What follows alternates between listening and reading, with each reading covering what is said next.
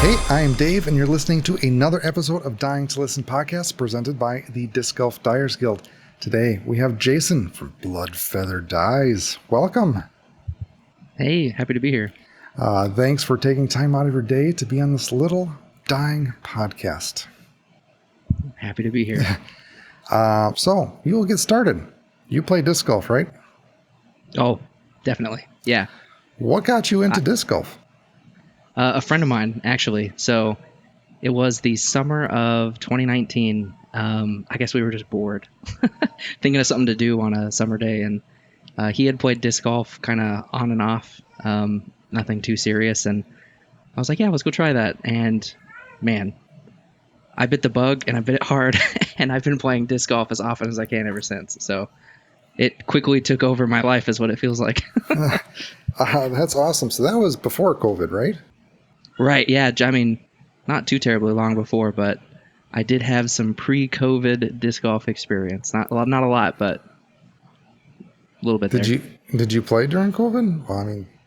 I did. I certainly... Yeah, it ended up being one of the only things I could consistently do that was, like, fun. I don't know if I would call myself a homebody, but, you know, I like going out. So going and playing disc golf alone with a friend... Just like reminding myself that there are other human beings on the planet, seeing them on a disc golf course, that was a big thing for me. Yeah, I feel like disc golf was one of the only things you could really do outside during COVID. So yeah, Right. Since you kind of started playing, was it hard to find discs? Because I feel like it was the discs were somewhat limited during the COVID. Right. I think that I'd certainly noticed it was harder to find discs during COVID, but because I bit the bug so hard, I mean, I had backups for my backups for my backups. So I had plenty of discs going into COVID.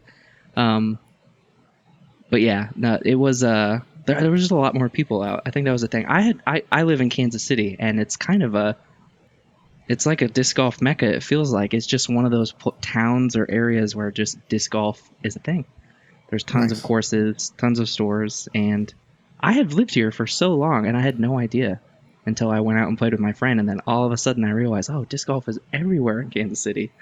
So, yeah, I even just being kind of new to the scene noticed that there were a lot more people out once COVID kind of like prevented people from doing all the other things I'm sure they wanted to be doing. Yeah, man, I am bad with my states. What state is Kansas City in? Oh, so don't feel bad. People who live in the Kansas City area just call it Kansas City, but it's right near Kansas and Missouri. Okay, yeah. Kansas City, Missouri is where like the Chiefs are, but it's 20 minutes and you're in Kansas. So people on the Kansas side say they're from Kansas City, and you're never quite sure which one. Is it the Kansas one or the Missouri one? But yeah, just kind of that metro area. It's pretty big. Gotcha. So what got you into disc dyeing then? That is a great question. It was kind of a couple things that just sort of converged at the same point. So that friend who took me out to play disc golf, his name is Alec. And obviously I was all in on disc golf. I played it all the time. And I think some random day, I must have stumbled upon like the disc dyeing subreddit. And, you know, that's where I was first introduced to like, oh, people kind of pimp out their discs and they kind of turn it into a functional art piece. And I thought that was super cool, but you know, I just kind of casually observed and was like, oh, that's cool, I'll give it a like. At the time I didn't think of doing it myself, but my friend Alec, kind of leading into COVID, another shared interest we had was like tabletop gaming, so like board games, Dungeons and Dragons. If we weren't playing disc golf, it felt like we were doing something along those lines. And he actually made the move to start a business making like tabletop gaming accessories. So he would make dice, he would make casts that people could buy, and then they could make their own dice. And he just took the plunge kind of fearlessly to turn sort of this hobby he had and see how far he could take it. And, you know, before long, he's like making thousands of dollars every month off this hobby. And that kind of inspired me. I think we've all at one point in our lives had a day job where it's a little draining. we're probably thankful to have the job and get the paycheck, but it's not like super exhilarating or exciting. And that's kind of where I was at.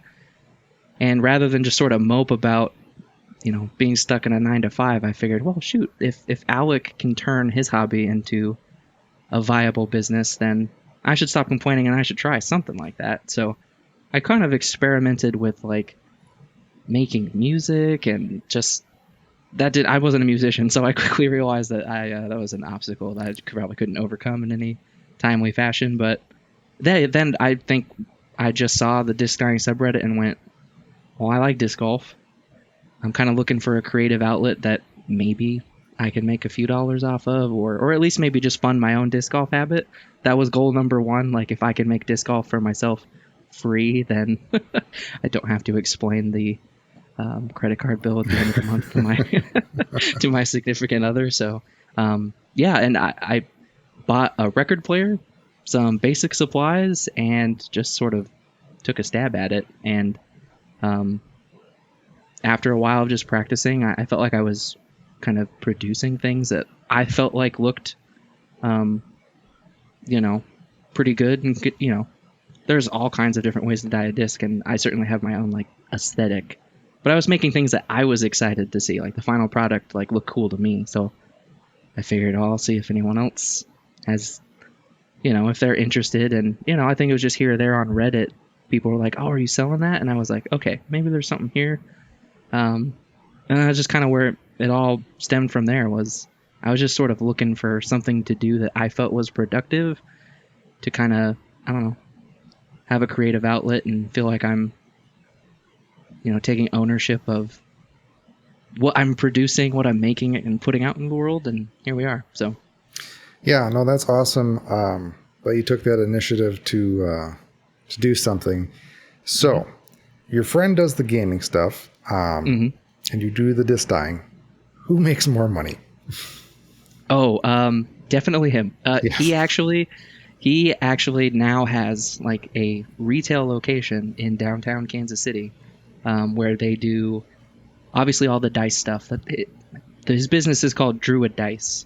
Oh, nice. They do a lot more than just making dice, but that's kind of his bread and butter. But it's a game store. You can go buy board games. They have game nights. You can buy all kinds of trading cards and everything. And I know at one point we were playing disc golf at Rosedale Park. If you're from Kansas City, you know what I'm talking about. We were playing at Rosedale Park, and I was just chatting with him about his business. It maybe had been a couple weeks since I seen him. We're adults, we're busy. When we play disc golf, we're talking the whole time, catching up. And I just asked him how his business was going, and he said in a single week, that week, they had done like $15,000 in sales or something like that. Obviously, there's expenses that go into that, so he wasn't able to pocket all that, but he has employees. He has a physical location. He's got a website. Like, yeah, he's at this point, he's all in. He quit his day job too. Like, that was the thing. I think he was kind of in the same boat I was, where he was just wanting to just feel like he was in the driver's seat a little more. Modern life, I feel like occasionally it feels like you're kind of taking a passive seat on the ride, and he just wanted to take charge. And so, yeah, as soon as his business was a viable replacement of his day job, he quit that, and he's been all in. So I'm not quite there yet. I don't know if that's my goal right now, but yeah. Good for him. I'm gonna say that we potentially made the wrong business choices if we wanted to make money, because disc dyeing, disc dyeing is hard. I think for me, and I have a business degree, so as soon as I thought that I was going to try to turn this into a little business, I had my spreadsheet and I was tracking costs and analyzing all of that. And in my opinion, I think the reason disc dyeing is challenging to make money, it's because of the raw materials, the discs. At least for me, I'm paying retail for it, probably, for the most part. I'll try to get discounts where I can or buy in bulk, but there's a significant chunk of change that goes to just acquiring the disc that you want to dye. And I feel like if you were to charge, if we consider it an art piece, I think a lot of people aren't charging nearly enough because, art. kind of Yes. demands a price tag because it's one of a kind, it's handmade. You can't get it anywhere else. But I think that for the most part, people are kind of just charging what everyone else is charging, and it's kind of hard to get around that sometimes. So Yeah, I feel like dyers should be charging a lot more for their art than what they Right. currently are, because just the time and effort people put into some of these discs, it's like way below minimum wage for Right. what they're getting, and it's the I don't know if it's the proper or term, but like the herd mentality of everybody has this price. Now people are expecting that price. Correct. Yeah. And I don't know how necessarily to get around that, because again, I feel like people deserve more money for this art. Yeah.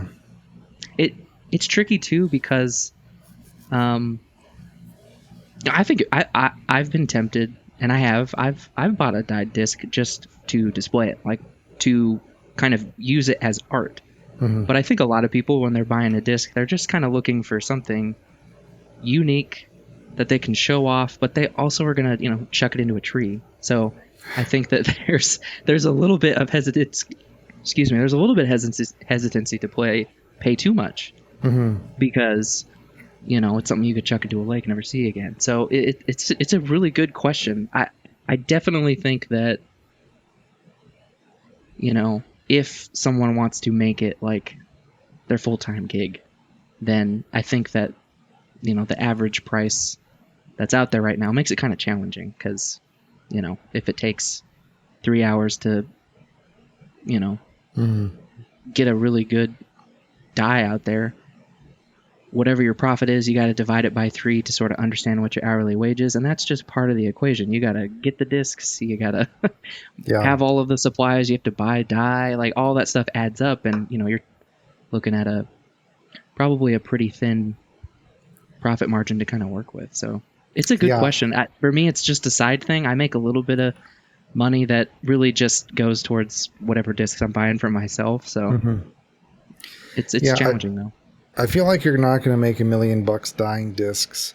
So don't expect that. It's a good way to support dyeing of what you're doing. And like what you said, like what you're doing is buying other discs as well. Yeah. The other way is like churn out quantity, like you have a lot of dye discs that you're selling that are relatively easy to do. And I'm trying to think of, is there any other art form that people use or throw? It's not like you're going to throw the Mona Lisa or anything like that. I hope not. Yeah. Well, but yeah, it is a utilitarian artwork, I guess. Yeah. Like I think someone's described it as like functional art. Yeah. I've had this question to myself too. Like I'm trying to think of what in another sport an equivalent of like buying a dyed disc would be, and the closest I've come to is just like maybe a basketball player's shoes or custom or one of a kind, and it's just a way to it's a form of self-expression kind of for me. You pull out a disc and it's dyed and it's unique to you. You're the only one that has it. You can kind of show it off, and disc golfers in general are, I think, an eclectic bunch when it comes to like what discs they bag, what it means. Some people like going all in on one manufacturer, some people like mixing it up, and there's something to be said about what discs you bag sort of being an aspect of what defines you as a disc golfer. So I feel like a dyed disc is an aspect of that. It's just that form of self-expression. But I don't think that, I'm trying to think of it like, I don't know, do ball golfers get up in arms about what brand of clubs they use? Or maybe it's I've seen the covers for the the drivers. Is that what the equivalent is? I don't know. It feels like it's pretty unique to disc golf. Yeah. Well, also disc golfers are cheap bastards. I would agree with that. Yeah. I mean, that's not saying that's a bad thing, but yeah. Part of the charm is it's kind of advertised this way. It was to me too when I first got into it, and I was new to the course, and you end up just chatting with the vets, the people that've been around for a long time, and one of the first things I'll tell you is, oh, disc golf's great. It's really accessible and it's cheap. Yeah. Especially compared to like ball golf. So, but yeah, I mean, cheap sport. Probably got some cheap people in it. Yeah, I mean, there are some people that will pay a premium for a die disc that I know. And yeah, I'm trying to figure out a way to help artists get the money that they need or deserve for these die discs. And that's one of the reasons why I do the raffle, and you'll be raffling off a disc as well, is it's not a huge money commitment for a person. You have a chance to get something for a lower price. You're not guaranteed anything, but the raffle can drum up what a disc is worth. Because I think the highest raffle that we had was Jeff from the Tin Man Dies was like $260 he raised. I'm like, wow, okay, nice. That's the value of that disc there. So yeah, definitely. Yeah, and we'll talk more about the raffle of what you'll be doing at the end of the show. But sure. Yeah. So do you remember the first disc that you've dyed? I do. I use the shaving cream method, right? Where, you just make a pile of shaving cream, you sprinkle the dye on it, press the disc down, and it kind of like splays out. That was the first dye I ever did. To me, it seemed like the most accessible. I bought like a lasagna pan, like a disposable lasagna pan, and some shaving cream and some powdered dye. And that's kind of all you needed for that method. So that was just I want to try it. Let's not do the typical Jayson thing, which is spend hundreds of dollars on a new hobby and go all the way in before you know if it's something that excites you. So I took it slow, luckily. But yeah, it turned out great. It was super fun, and I think just a couple days after that, I had a record player and a bunch of other dye and equipment on the way. So well, I patted myself on the back for easing into it, but it didn't last long. Yes, well, at least you tried. Right. Do you remember what dye you used? Oh, it had to have been Pro Chemical and dye. Okay. I think that's all I've ever used. I don't remember ever going and buying anything else. I think I looked for iDye Poly because that was one I saw on the subreddit, but I couldn't find the kind that would work with plastic. So I think I just bit the bullet and ordered some. It was like a trial kit's not the right word. It was specifically starter advertised kit? as like a disc golf starter kit, and so they weren't very big vials of dye, but they had lots of colors. So I bought one of those, and I think I used. It's all coming back to me. I used like credit card cash back. So I was like really trying to ease into it. I was like, I'm not even going to spend money on this. And, nice. But yeah, and then I bit the disc golf bug playing, and then I bit the dying bug and was willing to try all the ways I could think of or see. So how much dyeing stuff do you have now? Oh boy. I have a Silhouette Cameo, the Cricut machine. I have that. Done some stencils here and there.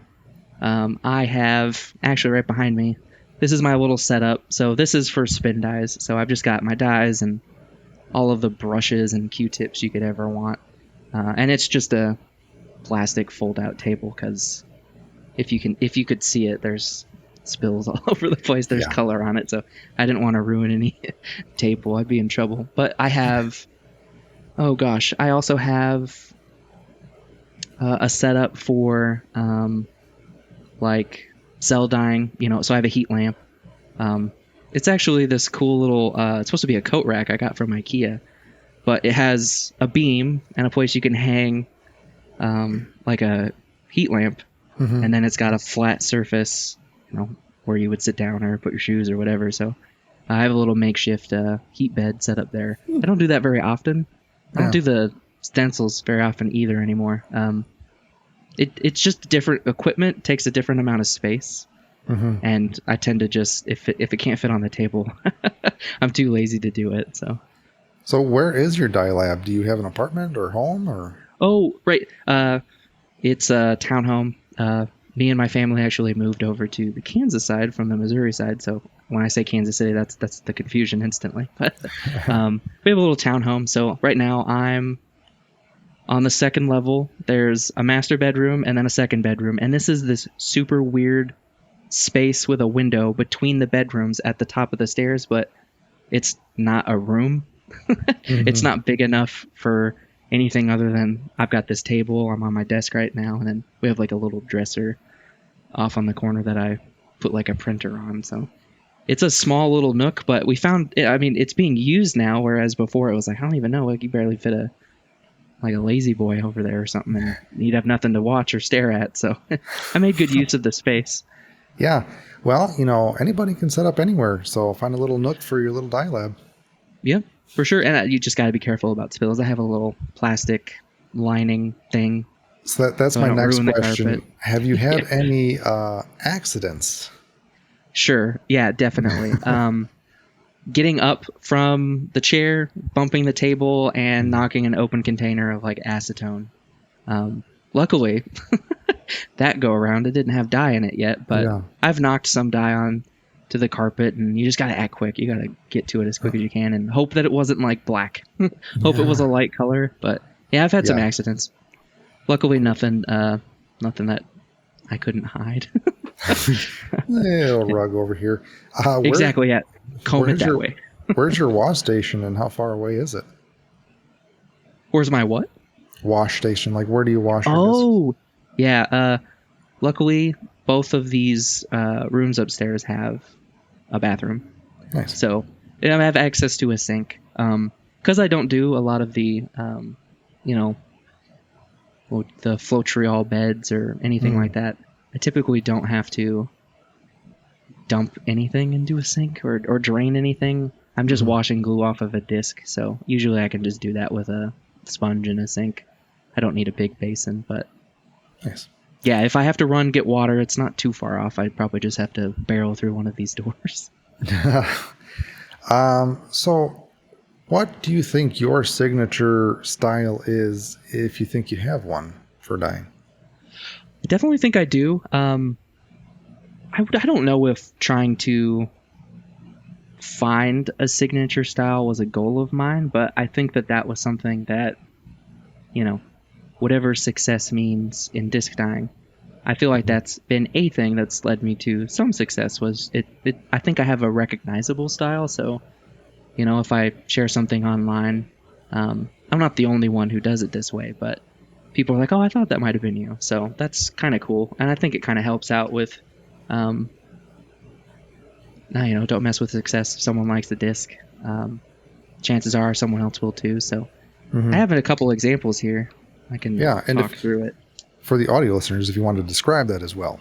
Oh, absolutely. Yeah. Yeah. So I would say my style is glue masking. So it's a spin dye. I describe it, it's a spin dye with layers. So we've all seen spin dyes where, the color will shift from a really dark red into your oranges into your yellows, or, just contrasting lines. It's clearly someone spun the disc around and applied color to it. This is that, honestly, just with dried Elmer's glue. So, if there's an outer section with blue and you'll see other patterns and colors, it's just because I spun it blue and then I put literally Elmer's glue, like the stuff that we all used to eat as a kid. I put it onto the disc, and once that dries, if you were to apply another layer of color, that dried glue essentially acts as your mask, or, it's not going to let the dye through. So it's the negative space where the glue isn't that you can apply more color. And, just depending on how you lay the glue down, you can get all kinds of different patterns and shapes. So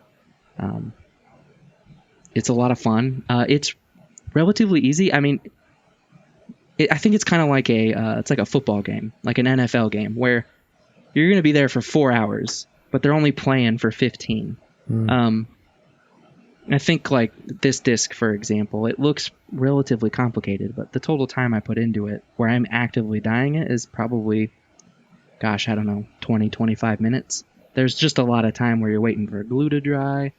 But yeah, other than that, the total time commitment's pretty low. I hate to say that my work is easy to do. Yeah. Because there is some skill into it, but, after doing it over, I don't know, 100, 150 times, it's pretty straightforward. It's not super complicated, and once you've done it a couple times, you sort of understand what you can get away with the glue, and kind of envision what the end product would be. It's sometimes hard to tell if I apply another layer of color, what's it going to look like in the end, right? Because half of it's covered in glue, so you don't know. But yeah, I'd say that's my signature style.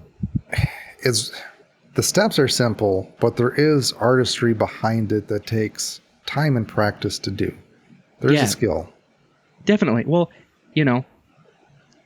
there's always sort of this inertia to trying something or just doing it. I think that's probably more than half of the game, right?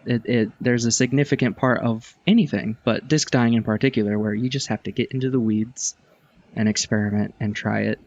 And if you keep at it, there's going to be those kind of light bulb moments where, big or small, there's these little things you learn. Like not everything I've learned feels like this earth-shattering revelation. And I'm sure a million other people have, well, I don't know if there's a million disc dyers, but plenty of other people have come to the same conclusion. But there's something to learning it yourself as opposed to just hearing about it or seeing it or reading it, It just means more if it clicks through action. And I think I think that in a case like this, I don't know about you, I have a pretty strong sense of my own aesthetic, like what I think looks good. And I think that I've just sort of allowed myself to dye the discs in the way that I think looks good. So what colors do I put next to what colors?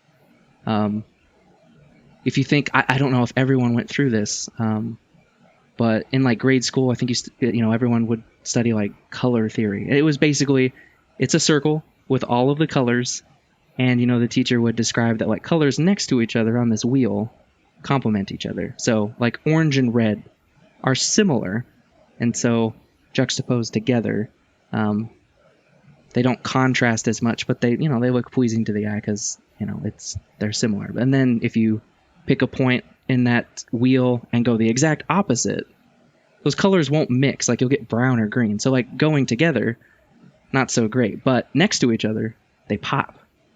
They, like purple and yellow is a color combination. If you mix purple and yellow, the result probably won't be pleasing to the eye. If you mix red and orange, you're just getting some iteration of red or orange. But you can use the purple and yellow example of if you have a really solid purple line next to a yellow line, those kind of draw the eye to it and make it pop. So I try to apply that when I'm dyeing a disc, and just honestly just go with colors that I like, because that's one of the hardest things I think about dyeing discs is feeling satisfied with the end result. I think that's an artist thing, not even just a disc dyer thing, right? Like, you talked about the Mona Lisa, and how many layers did they say there were? Like, he had painted over it like dozens of times because he wasn't happy with it. So that's a challenge, I think, for me, is just knowing when to be done. And maybe it's not perfect, but it's good enough. Especially with this style, because you can always add another layer, and I feel like I'm always tempted. Like, I could put some more glue down here, I could do something else, but at some point you gotta you don't want it to get too busy or undo the cool thing that you've kind of revealed beforehand. So sometimes less is more, and Definitely. just having balance, and that helps. But color theory is very important, and shameless plug, we do have a masterclass on color theory that Cool Cat Dyes did. So definitely go check that out. If not, just learn the color wheel, the basics. I feel like that is the fundamental thing that you need to know to dye a disc. Otherwise, you're going to have brown. Otherwise, Yeah. So what led you to that specific spin dyeing technique, and why do you like doing it? Yeah, I think that, in my early observation of just other disc dyers, I know that the Tim Perkins Synergy dyes was one that I think I subscribed to on Instagram. So I saw those all the time, and I don't claim to know precisely how he does it, but one day something clicked and I was like, I think that might be some form of glue or a layer. And so then honestly, it was, what is it? The purest form of flattery is copying someone. So Yes. I think I had a Instagram post pulled up and I was like, I'm going to try to replicate that section on a disc of mine. And then, I wouldn't say I do it exactly the same way, but that was probably kind of what led me down the path of kind of trying that style. In hindsight, there were resources I could have viewed or watched that would have made it super clear to me, but that was one of those things I mentioned earlier where I was sort of just experimenting and trying something, and I kind of had a hunch at how someone had done something, and just the act of trying to replicate that on my own, I sort of stumbled upon a cool way to do things. So I think one reason I really, really like it, though, aside from all the other things I mentioned, is I really don't have a plan when I start it. I take a white disc, and I don't have any notion of what it's going to look like at the end. I sort of section it off. That might be the first thing I do, is I'll take a thin brush, get a dark color, and I'll just put some faint lines, just spin some circles, and I've sectioned it off. And so, say I have 3 sections on this disc. I've got the center, a middle ring, and then the outer ring. I don't have any plan after that. I'll kind of just start with a color. I'll pick a color, I try to switch it up. I'm sure I end up gravitating towards certain colors, but I'll just be like, okay, we're making the outer one green. So I'll put my first layer of green down. And, I'll use the color theory. I'll be like, what would be a cool juxtaposition to green? And it might be pink. I might be like, pink will be a cool next layer. And so I'll put pink down, and then, so on and so forth until each of those sections is colored out. And then I just take out the glue, and it's kind of meditative. I sort of just play around with glue without too much care in the world.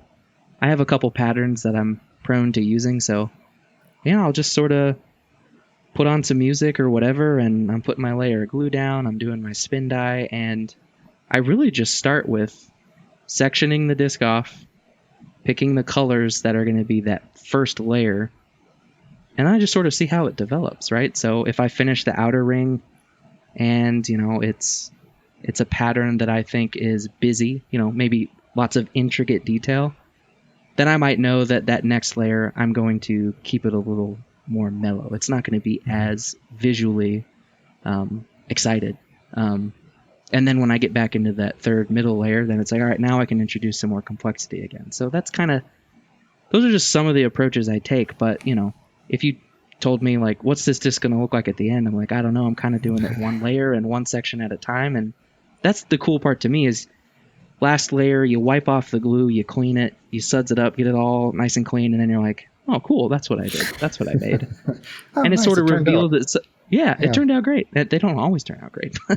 But yeah, it sort of revealed itself to me as I was doing it. So it's kind of addictive because I'm kind of always pleasantly surprised at the end too. It's not like this went exactly as I envisioned, because I didn't really go into it with, a specific thing in mind. That is awesome. So I saw that you had some lines from the glue mask on your disc. Is there any way that you equally space them apart? So not the ones that are concentric, but the ones that go, like a clock. Yeah, I put the record player on the lowest setting I can get it to.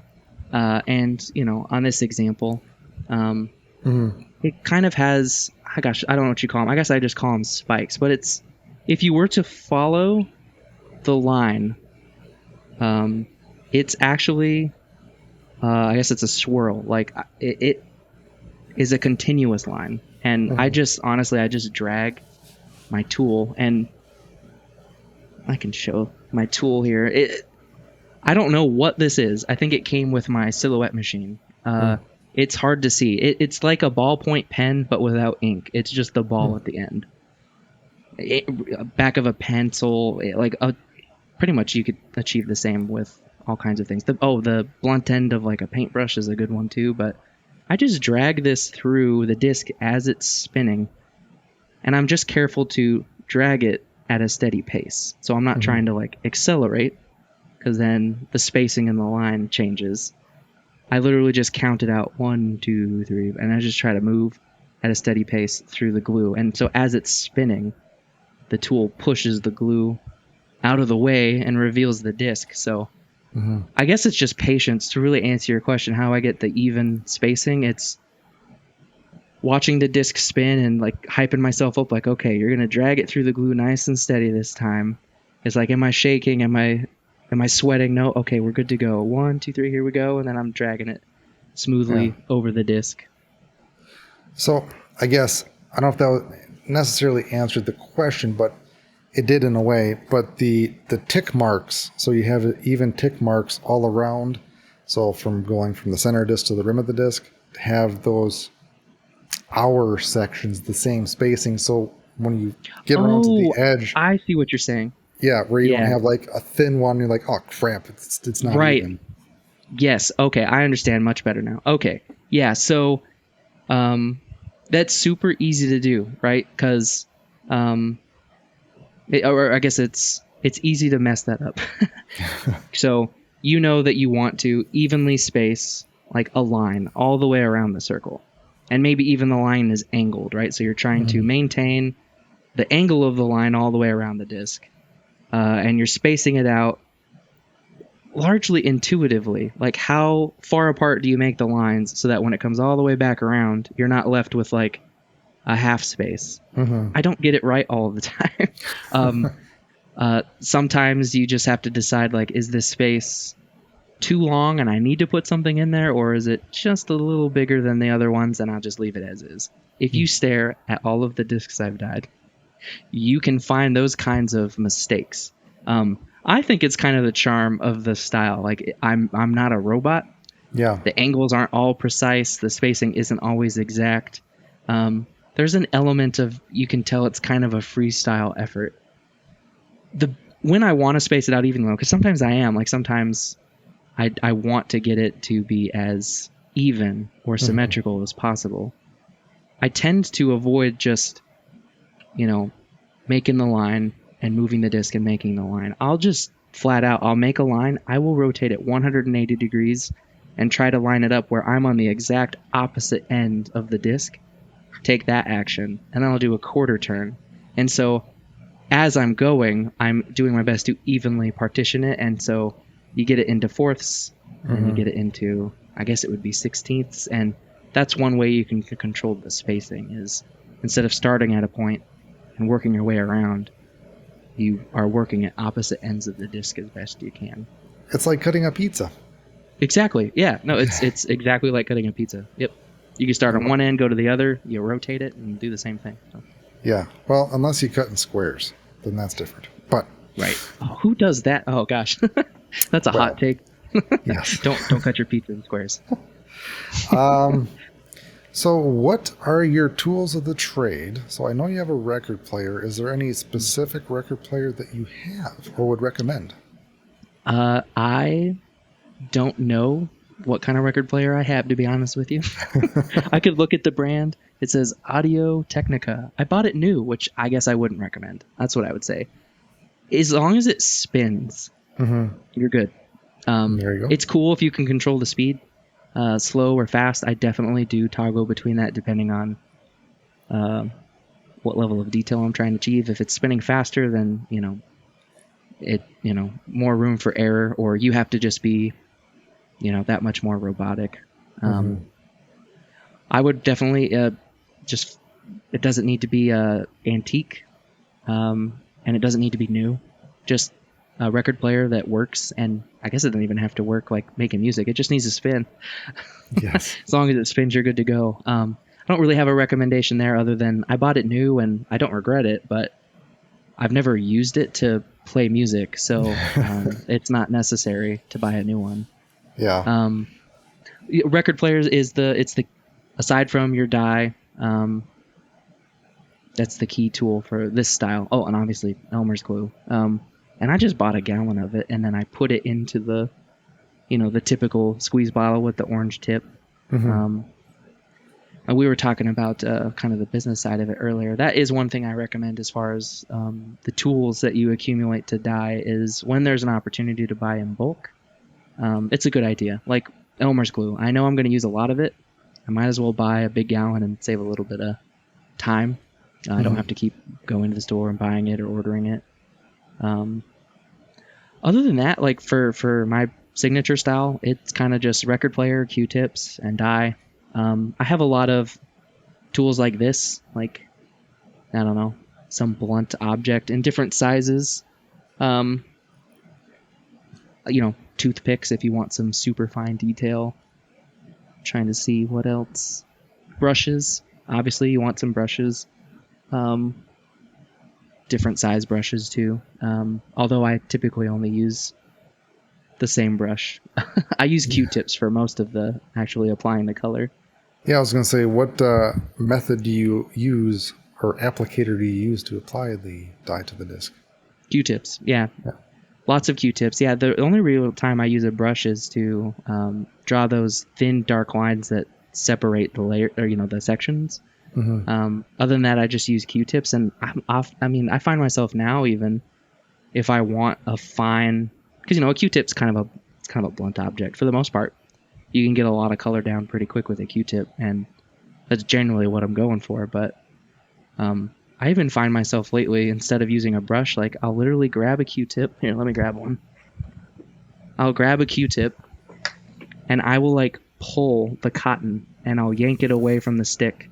Yes. Until I have a lot of, just kind of excess cotton, and then I'll sit here and I'll twist it. And then I've sort of made a fine point out of my Q-tip. That wasn't the best example, but... And then, I have a tiny little pair of scissors, and maybe I'll cut off a lot of the frill, and then I have like this fine point on a Q-tip.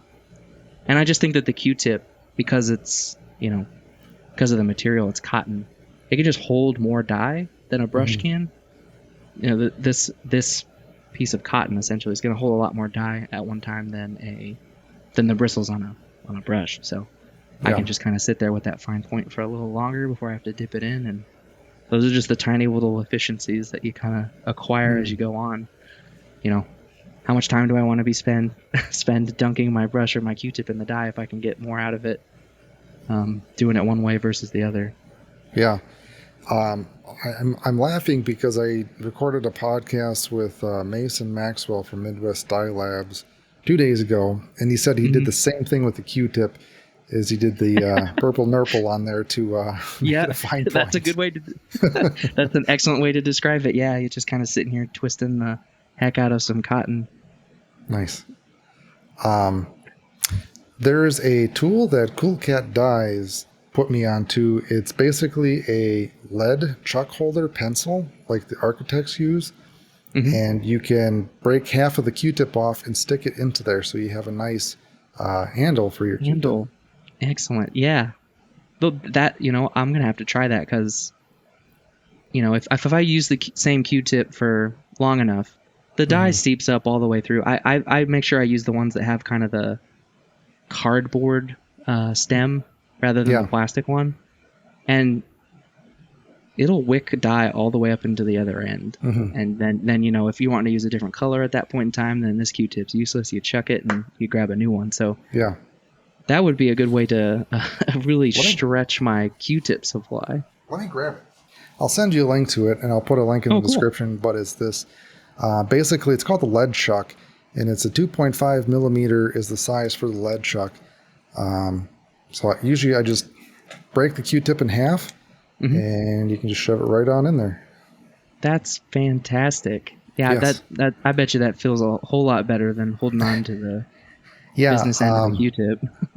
Yeah, you have more dexterity and all that good happy stuff. And when you're done, you go, pew. Nice. I might have to get one just to do the pew. Yes. Mandatory, right? You have to make the sound. No, I'm just kidding. Reload. What dye mixture do you use for your spin dyes? Really easy. It's that Pro Chemical and Dye and acetone. Just pure 100% acetone. Ratio.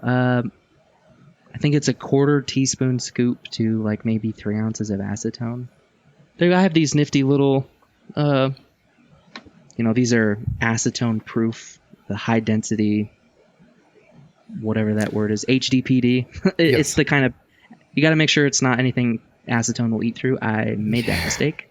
Do not make that mistake. Yes. But yeah, I kind of just fill this 3/4 of the way with acetone, and then I kind of just put dye in it a little bit at a time, shake the crap out of it, and then once I can't seem to shake dye into it anymore, and it will start collecting at the bottom, I call it good. It just sits on my table, so all the extra debris will just float to the bottom, and so I don't have any concerns about just dunking my Q-tip in, because I know that whatever is on the top is mixed well. And yeah, it's super easy. There's no other, I don't add water. I don't heat it up. I know you can do that too. Warm water can mix with more things. I know some people will do that, but I haven't found it to be necessary. Yeah, I mean, whatever works for you. I did a little experiment with the neon colors. I think it was neon lemon zest, where I had near boiling water and I mixed the dye with it first, then into the acetone. Then I just did an acetone and dye mix, and it seemed like the one that was mixed with the water had better saturation. Like it was brighter and more vibrant. So some colors may benefit from that, especially like the neon colors. So, bam. No, that's good to know. Yeah, I'll have to experiment with that. I can't really contribute it to insider knowledge. It's probably just laziness on my part. I was just happy to mix it and go. If it works, it works. Have you tried any other mixtures like denatured alcohol? No, I honestly, they had these, gosh, I think it's the best deal I've ever seen on acetone, other than if you splurge and just get like the industrial size can of it. Target had like 6 ounces for 99 cents, and I was on Amazon looking for bigger bottles, and you start calculating the per ounce cost, and that was the deal. So I just went to Target and grabbed a whole bunch of those tiny little, it was in like the cosmetic section, right? So it's just this pure 100% acetone. There's no coloring, there's no fragrance, there's none of that stuff. And I just, the first thing I mixed my dye with, and I've just been doing that ever since, just acetone and dye. Nice. Another shameless plug. We do sell the HDPE bottles on the Dyers Guild website. Yeah, those are a must. Yes. Is there any other tools that you like to use? Or do you have like a unique tool that you like to use for your glue masking to make the patterns on there? I know you showed that one blunt object, but do you have anything else? I am a huge fan of using that classic orange nozzle on the glue bottle itself. So your classic bottle of Elmer's glue. I really like just applying it straight from here. I feel like this is probably just practice or however many iterations of it. I have a pretty good idea of how hard I squeeze, how much glue comes out. I feel like I have a lot of control with this. I do also have some, what would you call it? Like some precision glue bottles. So the tip is a lot smaller. It's a much smaller bottle too, so you're not lugging around this big thing with an itty bitty nozzle. But yeah, for the most part, I couldn't tell you why, but straight from the bottle. And I'll use, as I'm layering glue or as I'm putting it down, sometimes I'm kind of using the tip itself to push glue out of the way as I'm applying it. And I think this is just blunt enough that I can push enough glue out of the way, but it comes to a fine enough point that I feel like I can still get some fine detail out of it. So that's a pretty minimalist approach, but that's why I just refill this. I have a much bigger thing of glue, but I keep putting it into this because I actually like using the orange tip of the glue bottle itself. And then honestly, anything relatively small and blunt that can push glue out of the way will get the job done. Gotcha. If you ever have to do arts and crafts, I think you'll be killer at it. Oh yeah. No, yeah. My macaroni art game has skyrocketed since dying did. Man, I can lay down a beaded glue like no other, man. Yeah, definitely. I think the only really unique thing I use a guitar pick. So if I want to, I think I have another example here. I'll try to do my best to describe this to the people that are just listening, but here's another example. It's the same style, different kind of pattern, but if you can see this outer layer, there's this continuous line that kind of undulates. It reminds me of like the sine or cosine thing in calculus that people may have observed in math classes back in the day. But the way I achieve this pattern is this whole layer is completely covered in glue. And then, I try to lay down a layer that covers that whole section, and I'll use a guitar pick and I'll kind of hold it on the flat edge and just smooth out that layer as the disc is spinning. And so that I have a nice, even, thin layer of glue across that whole section. And then when you're parting glue, it's really just that line you're revealing that's going to be exposed for the next layer. So I have a couple guitar picks. They're nothing fancy, but I like using the guitar pick to spread glue in a layer. So that might be unique. I don't know. You can use people use credit cards or whatever, but the guitar pick I feel like I can see what's going on behind my fingers in the guitar pick. I tried using a credit card, but I felt like I could only see what was scooting out from behind the gigantic credit card. So I feel like I just have a better sense of what I'm doing using something smaller like a guitar pick. Yeah, interesting. Do you like to have your glue masking thick, thin, or does it depend?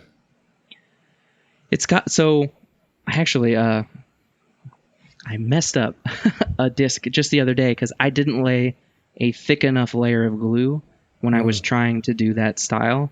And, there was glue on there, but it was thin enough that the acetone could seep through. So if you make it too thick, you have to wait around a lot longer for it to dry. But then as you're trying to manipulate the glue, because there's so much of it, it's viscous, it's a liquid, it's not a solid. So if I put too much glue on there, I'll draw a pattern in the glue, and then as it's drying, that glue just starts filling in that space that I've just revealed, and it'll cover it up. And then, the end result is cool. I just have a layer of glue on there, nothing to do with it. Whereas if it's too thin, as it's drying, it does the same thing. It'll kind of pool in some spots and it'll fill away from others. And so you'll get these bare areas that you didn't intend. So I don't know how to describe. I mean, we're talking about a layer of glue. So the difference between thin and thick is still a really small measurement. But that came, I think, with just experimenting and doing it a couple times. And you get a sense of like what's more glue than you need versus not enough, or, what's just right. Yeah. I was going to say how thick it is, but it's pretty hard to tell somebody how thick you put it on. Yeah, like it's hard to describe it. I would say though, on places like Instagram or Reddit, people will be like, "Oh, hey, I tried this, but it didn't turn out," and I can tell that like, oh, you probably had too runny of a glue or too much glue. And you just lost detail as it was filling in those negative spaces that you worked hard to kind of reveal. The glue will do you dirty sometimes and kind of like attack those areas and fill it back up. So that's why I like Elmer's glue. It seems to be the right consistency. Not all glues are created equal. So if you have a runny batch of glue, then it's just gonna, as it's drying, unless it dries really quick, it flows back into those spaces. So yeah. Have you ever tried to change the consistency / viscosity of the glue? I didn't add anything to the glue, but I threw it in a refrigerator, and I figured if it was colder, it'd be less likely to flow. And then I've done the opposite, where I've left it out in the sun. I think room temperature ended up being just more consistently what I would want. But you probably could find, I'm trying to think of what you could add to it. I bet you cornstarch or flour or something, you could probably thicken glue up pretty quick doing that. But I think that room temperature Elmer's glue has worked out pretty well. I haven't had any major problems. I do notice though, like when it's hot up here in the summer, you can kind of tell the glue is a little runnier. So I think temperature would be how I would go about controlling that. Just, it seems to be easier to Yeah. Or I don't know. It's more consistent probably than trying to master a mix of additive to Elmer's glue. Yeah. How long does it usually take for your glue masks to dry? Good question. It must be something about glue. Like a single dot on its own will dry up pretty quickly. But if it's part of a bigger layer, there's just more moisture, I think, for the whole thing to kind of need to get rid of or evaporate.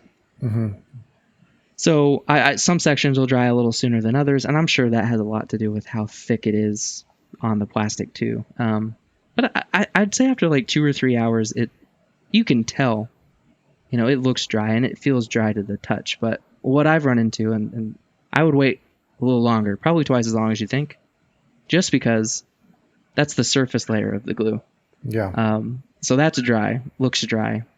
It's not glossy anymore. It's kind of matte if you put it under a light, but there's probably glue underneath that layer that still dries. So I have gotten a perfect layer of glue down. It's looking perfect. I can tell it's going to be great. And then I get my acetone and Q-tip, and as I'm doing that, I can feel that top layer of glue shift away, and then there's this gloopy gloppy mess, and I'm spreading it with acetone, and it's picking up color, and now it's dyeing. Yeah, so I usually, honestly, what I do, I just let it go overnight.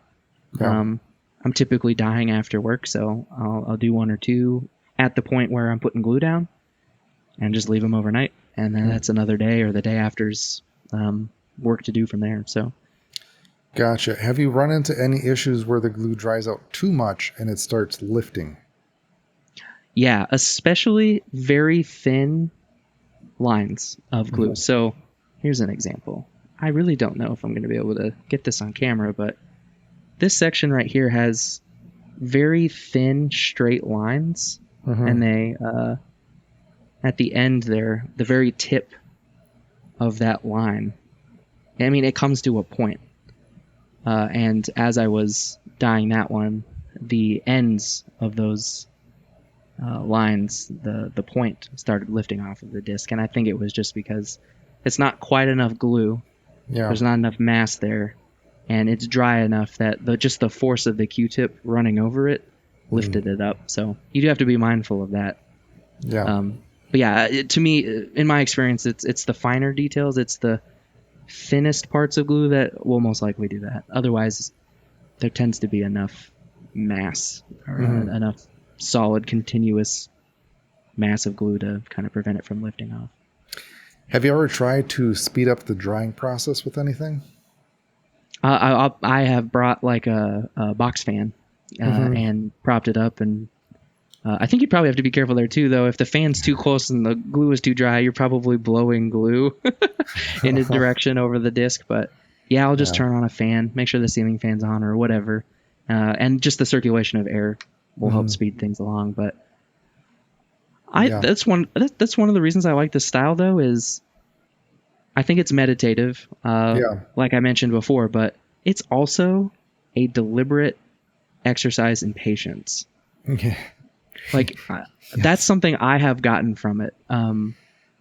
You get to take a step back and exercise that muscle of patience, because I think I'll go into it very eager to get to the end result. And those are always the ones that don't turn out as well as I would like. It's the ones where like, it's okay. I don't have to do it all right now. Do a little bit here, a little bit there. Those are the ones that turn out better. So, patience is key. Yeah, you necessarily can't rush art, except for me because I'm impatient. So I'm trying every way to speed things up. I did the box fan once. That took too long. Tried a heat lamp. That's kind of inconsistent. The next thing that I'm trying is a dehydrator. Ooh, well, I mean, when the glue's drying, it's water that's leaving. So that would make sense to me if you're sucking moisture out of it. Yeah. So, but yes, I need to learn some patience sometimes.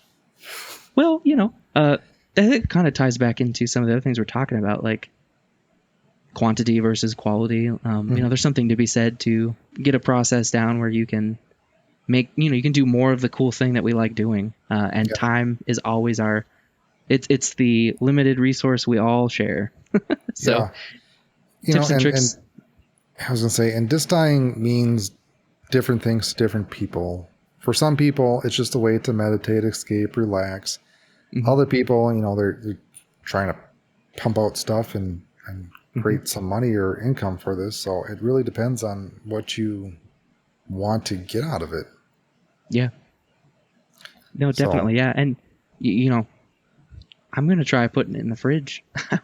We were just talking about that. Yeah. And I just thought, like, I wonder if temperature, Yeah. I don't know if it'd make it dry, but I can try it. But that's cool. That's a cool thing too, right? You can always try something wacky, like putting your disc covered in glue in the fridge and see if it leads to an efficiency that everyone else can benefit from. Yeah, just be careful of any significant other wondering why you have stuff in the fridge. Like, what the heck is this? This is a beautiful cookie cake chop. So, is there anything that you would like to try or experiment or do differently or improve upon with your disc dyeing? Yeah, I think that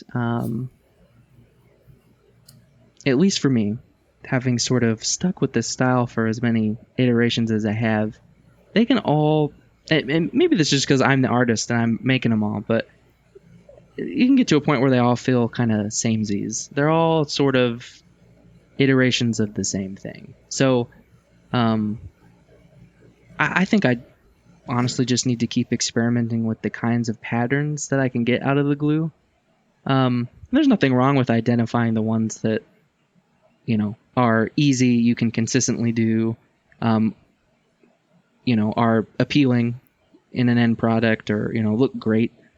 I just know that, sometimes you got to push the envelope and just experiment and keep experimenting. So that's something I would like to do with my disc dyeing is just keep working on developing, different patterns or styles that I can get out of that kind of glue mask style. Because there are probably half a dozen that I use a lot. They look great. Don't get me wrong. I think there's a reason I keep using them, but I don't want to ever really get to the point where I make the same disc twice. Just because, the joy in it to me is making something truly one of a kind. And I just imagine over enough iterations, I'm going to make the same disc twice. So I just want to stay on top of trying different stuff, different combinations of colors or patterns or what have you. So, yeah, I personally do want to experiment more of the glue masking and getting those different patterns. I've done like a few handful of them that are very basic, but yeah. Have you ever tried using a vinyl stencil for masking your spin dyes? So, that's a good point too. I think it would be cool. I think I have an opportunity.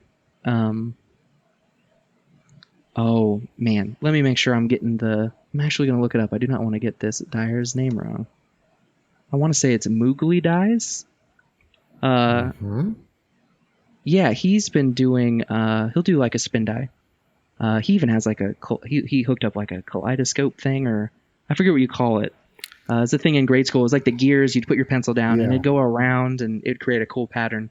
But then he'll do a completely different style for half of the disc, and it's shaped like something dripping. So he's like legitimately one disc, two distinct styles, but it's coming together in a really cool way. Yeah. I think I have been tempted or encouraged, motivated to do something like that. I just need to bust out my Cameo machine and get out all the vinyl and masking tape, all that good stuff. And I think that there's an opportunity, because the spin dyeing is something you can do after you put something down as far as a stencil goes, or you could put a stencil on top of it. I've done that a handful of times, but it was kind of just incidental. Like, someone liked my style, but they also wanted like their favorite Pokemon stenciled on it or something like that. It wasn't with the idea of like intentionally trying to marry those two styles together. So yeah, that'd be cool. I think I should give that a shot. I haven't tried that in any real sense. I just kind of stenciled something on top of something I had already dyed. It wasn't in a mindful way. So yeah, No, I have two of Mowgli's dyes because I liked him that much. Mm-hmm. And I believe for like the dripping thing, he actually just hand cuts it because it's simple enough. Right. Oh, true. Yeah, that makes sense. Yeah, not a complicated pattern. Yeah. Yep. But be careful with vinyl and acetone. It'll work for a short time, but if the acetone will eat the vinyl away. Right. Ask Yeah, me the how I adhesive. know. Yeah. Yeah, I'm sure. Yeah, I'm Yeah. sure. Yeah, those are the fun things you get to learn firsthand. That you only have to learn once, but boy, Yeah. it's a tough It's lesson to like learn. I was spin dyeing and like the vinyl started getting mushy. I'm like, what the hell's going on? Oh shit, it's eating it away. Right. Do you have a favorite type of plastic that you like to dye or brand? Mm. Ideal scenario is a star-like plastic, so it's the gummy premium plastic, the opaque gummy premium plastic. I think every manufacturer has some version of it. And if it's a white disc, all the better. Light color discs work fine. I have done spin dyes on like a light blue or a light pink or a light purple and gotten all of the colors of the rainbow to pop on there. But a white disc, there's some just so satisfying, I think, about having the top of your disc dyed, to the umpteenth degree, all kinds of colors, and then you take a peek on the back and you're like, whoa, this thing Yeah. had none of that. I love Yeah. that, but yeah, I've been dying a lot of MVP, a lot of glitches. I hopped on the bandwagon. I also throw it, so I'm also tempted to bag every one of them that I dye. But yeah, honestly, whatever premium opaque light colored disc I can get my hand on, I'll give it a go. So I also like what would you call it? I think it's Champion plastic, or I know Trilogy. It's Lucid. It's essentially just kind of the translucent premium plastic that's maybe not like as grippy. I like dyeing those too. You just got to be careful of like how clear the disc is. Not to say that my style doesn't work on a clear disc, but it's just going to look a little different because light passes through it easier. So it's kind of cool though. You can kind of get like an hourglass vibe with a clear disc. In my experience, I just have to put more color down just to make sure that the color is apparent in the end result, as opposed to just kind of being a slightly red clear versus a slightly blue clear versus Yeah. So I know you mentioned you have some favorite colors. What are those favorite colors of yours? I am a huge, I guess I call it, what would you call it? Like a sunset, I think, in this example. I really like the red to orange to yellow. I gravitate towards that color combination a lot. I think in some of the favorite dyes I've ever done, they have that pattern somewhere in the dye, and all the better if you juxtapose it to a blue, because then you've literally got like the sky, like a sunset. So, again, going back to color theory, blue and red, those jive well, and then red to yellow is an easy transition. So, I think that's my favorite color combination. Do you have specific colors from Prochem that you like? Definitely. I love the neon hot orange. I typically use it for a super, super bright yellow. It says orange on there, but I use it as a yellow. The more layers you put down, the more orange it gets. But and then you throw that under a black light, and it pops. It's awesome. I don't always advertise my discs with their black light pizzazz, but it's kind of the hidden secret in a lot of them is those neon colors are great. I really like. I use what's that thing? I think it's called Dark Dungeon. That's what I use for my black. But as long as you go easy on it and don't layer it up too much, you can kind of get shades of blue and purple out of it too. So nice. I really like that. I can get black just with enough layers, but I can kind of use that for a super dark blue or purple too. I like the versatility of that color. Do you mix any custom colors at all? Not like not in the bottle. I don't mix the colors so that it's pre-mixed. I do a ton of blending when it's on the disc. So pushing the red color into the orange section, or grabbing a Q-tip with just acetone on it and then going over the color with that. It'll pick up some of the dye. And so then your Q-tip's like slightly red, and then you go into the orange section and then it picks up some of that. And it's like now your Q-tip's slightly the mix of those. And so I'll do a lot of that and mix colors that way. But that's probably another area I can experiment is, chucking in a few dabs of this and dabs of that and seeing what colors I can get just right from the get-go. So admittedly, that's something I should probably go try. I don't know why I didn't think to do that. You're welcome. Thank you. Yeah, it's I always keep forgetting that you do have just straight up acetone that you can manipulate on the disc of like what you said, to pick up a color, to potentially make it a little bit lighter, to blend or whatever. So yeah, I got to remember that sometimes. It won't always fix. Yeah, you can't really use it to undo something. Once especially with the pure acetone mix, once it's on there, it's on there. But you can take a Q-tip with just acetone and it'll kind of extract some of the dye from the disc and lighten it up. And I'll use that intentionally too. If I wanted a section to be really light in color, I can always go over it again with a Q-tip with just acetone, and it won't make it white, but it'll pick up color. There's no undo button. It can maybe make it a little bit lighter, but it's not an eraser. Nope. Well, and that's when that patience comes into it too, right? It's like, all right, every stroke of the Q-tip is permanent. That's how you have to treat it. So. Yes, I know I mentioned this before, but disc dyeing, a lot of people don't consider themselves artists or do art, but disc dyeing I think is like one of the hardest mediums of art because it is so permanent. Yeah. Paint, you can paint over it with white. Disc dyeing, it's like once it's on there, it's on there. Yeah, definitely. There is no white dye.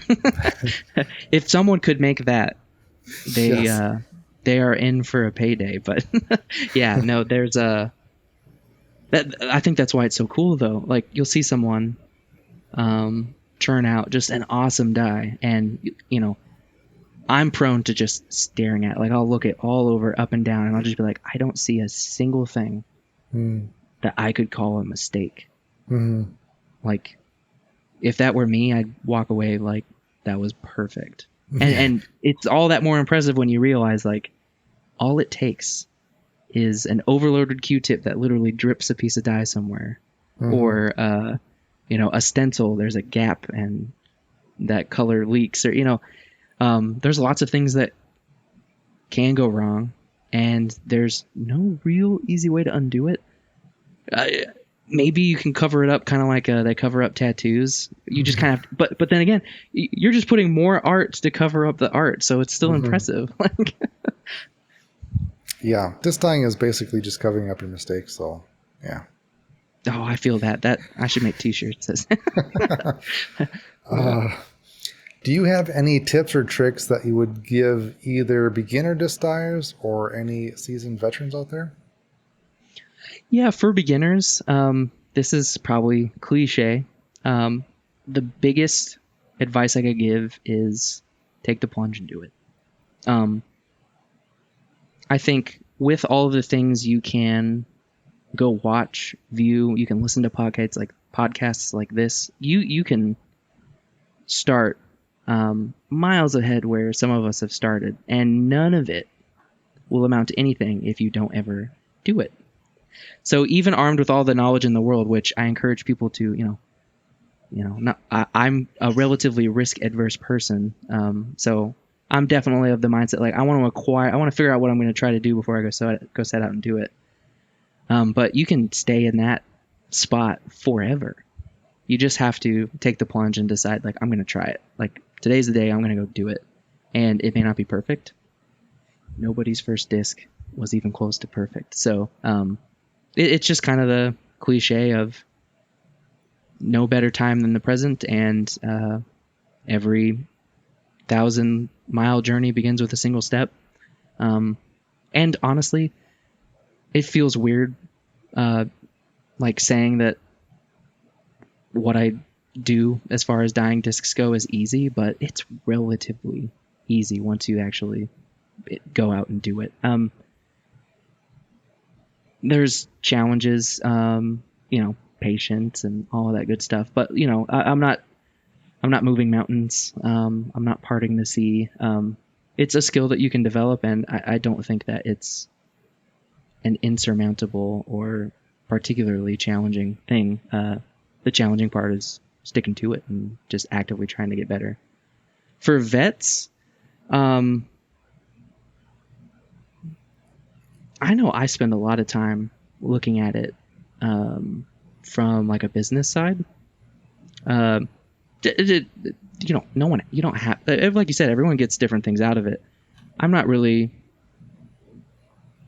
have so much fun doing it that if I didn't make money and I broke even, that'd be fine.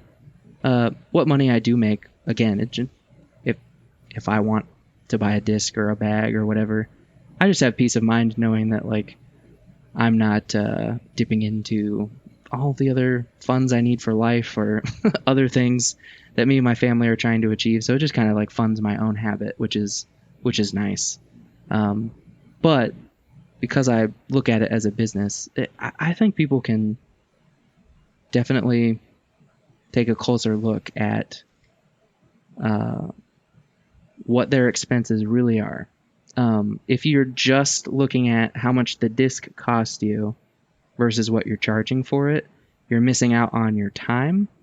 You're not factoring in, how expensive that cricket machine was or your record player or all of those things. Like those are all expenses that you have to account for. And, in theory, you have to recoup that cost with your disc sales. So I would seriously consider, what you need to charge for your discs, what you feel comfortable with charging, but then, what you need to charge to say break even, and just actually analyze where your benchmark is. Where's ground zero? What's my minimum? And then, honestly, I think the best thing you could do is just get a second opinion. Like, ask someone you trust, hey, how much would you spend on this? And, if you trust their judgment, maybe this isn't any one person you go to for this information, but just see if there's a way that you can gauge, like, what people are actually willing to pay. Because if everyone snags one of your discs and is like, man, that was a bargain, that was a steal, you're probably able to charge a little more, right? Like, there's probably a point where the vast majority of those people would be like, I'd still happily pay if it was $10 more. So that's what I would say to people, people who've been dying for a while that are selling their discs, is just seriously consider how much it costs you, and, factor in your time, all of the expenses, and just be mindful of what you're actually getting in return. Because if you're trying to turn a profit, nothing wrong with that, but there's a lot more to consider than just money in, money out. There's time and all that good stuff. So yeah, and I'm open to sharing like what everybody sells their discs for, and if you're willing, like, what do you price your discs at? Right. I tried being all gimmicky with it, so $49.99. I didn't say 50. I tried playing the mind game of the $49.99 registers differently in your brain. It's not gimmicky. It's called marketing. Right. Fair enough. I think as I was looking, and I'm victim to it too. When I decided I wanted to try to reach out to people and sell discs, and just turn it into kind of a side hustle, I did look at various places on what are people charging, and I think that somewhere between $40 and $60 was about the range that I saw. And I was like, okay, pen to paper, I had my spreadsheet. What I try to do is, once it's all said and done, so after shipping, after the envelope, all of the expenses, I want to walk away with, in my pocket, enough money to pay for the disc that I dyed, and at least that much, again, in profit, so that for every disc I dye, I could go buy 2. And so on and so forth. So when I started, that was the goal, was, all right, I'm risk-averse Jayson here. I'm not as brave as my friend who opened up his dice business and just plunged head in. Like, I need to ease into this to feel comfortable. So it was, if I buy 1 disc, how can I get to where I can go buy 2 more? And then those 2, I could go get 4. And it hasn't quite worked that exponentially, but that's the idea, is that you're covering the cost of the disc, all of the other expenses, and then enough to go buy another disc. And so for me, kind of where I'm at is, if I make money in excess of funding my own disc golf habit, that's icing on the cake. But I know that if this is to fund my disc golf habit, if for every disc I dye and sell, I can go buy a disc for me, we're golden. We're in a good spot. So typically the way it works out is I charge the $49.99 or the $50, and after the cost of the disc and the shipping and all of that, I'm usually left with, honestly, about like $40. And so as long as I'm not paying more than $20 for a disc, I'm pretty safely paying for that disc, another disc, and then maybe a little bit extra too. So that's just kind of how I've approached it. And it's relatively sustainable. I'm, if I ever want to try a disc, I can buy 2 of them, try one for me, dye one up and sell it, and then I have net spent nothing and gotten to try a disc. So that's kind of how I think about it. Yeah, that's a good simple equation to do, is if you can make enough money to buy 2 discs, then you're on a good path. Yep. Again, I still think that's pretty undervalued, but Yeah. Yep. Well, and part of that too is, the discs get better and better, and I think all disc golfers would agree we're paying a little more for them, especially like the high end ones. And so then you have to sit down and think, okay, well, if the discs I typically dye are like $17, say, and this disc costs me $25, if you follow that equation, even just that simple equation, the price is going to be higher. And I've charged more when it's like a custom order, like when someone reaches out to me and wants something specific. I definitely tend to charge more on those, just, I don't know, for whatever reason. But yeah, I that's something I think that I know I've considered. I've experimented with charging more here recently too. I think what drove that for me, though, to be perfectly honest, was the cost of the discs itself. So if I can't get the disc for nearly that low of a price, then I'm comfortable charging more. But it's a premium disc, and it just happens to have a dye on it. People are spending more on those anyway. So yeah, I mean, it is supply and demand. If you're selling more at your price, you can try to raise it, or if you're like me and don't have time to do this, you just raise it really high, and if someone really wants it, they'll really buy it. Well, and I think that's for me, that's kind of the balance of,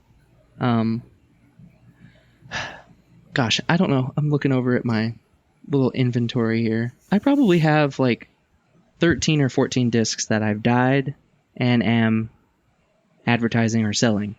I've probably got 10 more that I can dye. And for me, just the pattern I'm going is, I am spending money to acquire the discs, but counting on being able to sell them, and, the end goal being I'm not out of pocket any money for disc golf. So I lean towards wanting to sell them relatively quickly. Yeah. Because I'm risk averse, and I get nervous when I'm sitting on like $300 worth of discs, and I get a little antsy. I'm like, oh, I got to get that money back. Otherwise, it's the beginning of the end. That's how my mind works. So I think where I've priced it, I'm pretty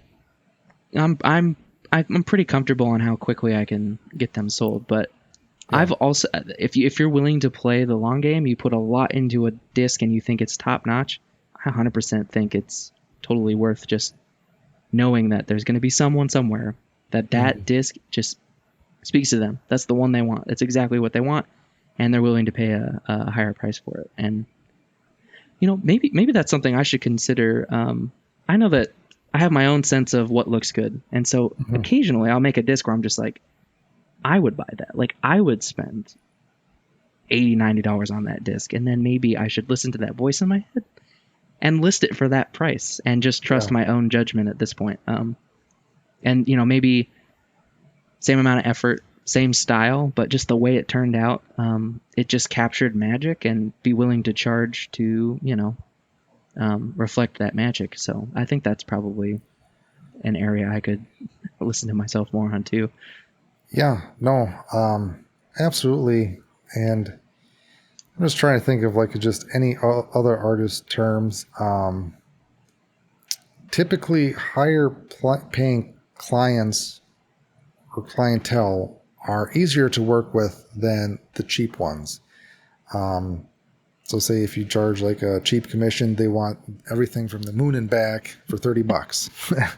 Like, no. But the ones that are willing to pay the premium and understand and respect the art are obviously easier to work with. So do you like to do more commissions, or do you like to build up your inventory? Which I think I know the answer, but...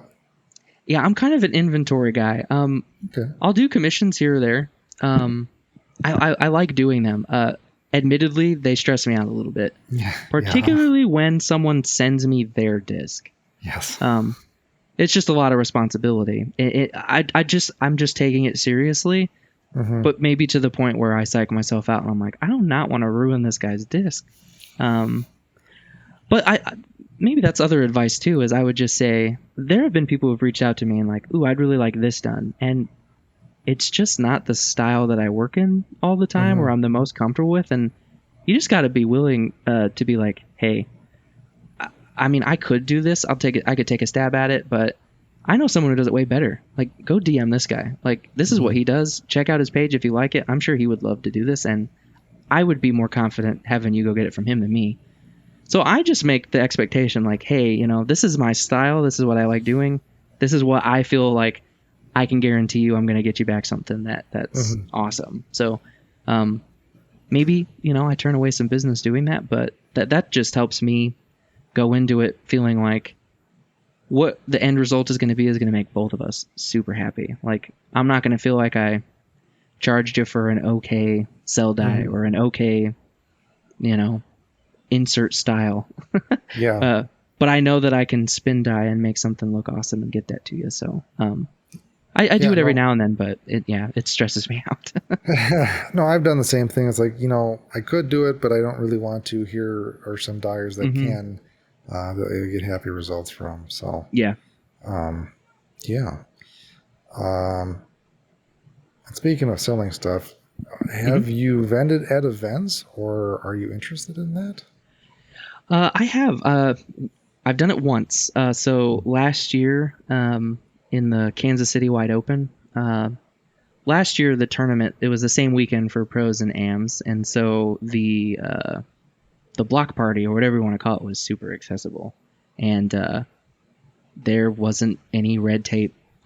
Vendors were basically just free to show up. So I brought this plastic table. I printed off some signs and laminated them that had like prices and QR codes for Venmo and stuff. And I literally just went and plopped myself right next to like all of the fancy tents. People had tents and signs and fancy bins with all of the discs. And I just kind of plopped in right next to them. And I just had my little laminated sign, blood feather dyes. And I just had probably 24 discs that were dyed up. And I just kind of sat there and waved, and not a gimmick, marketing. I'm on board now.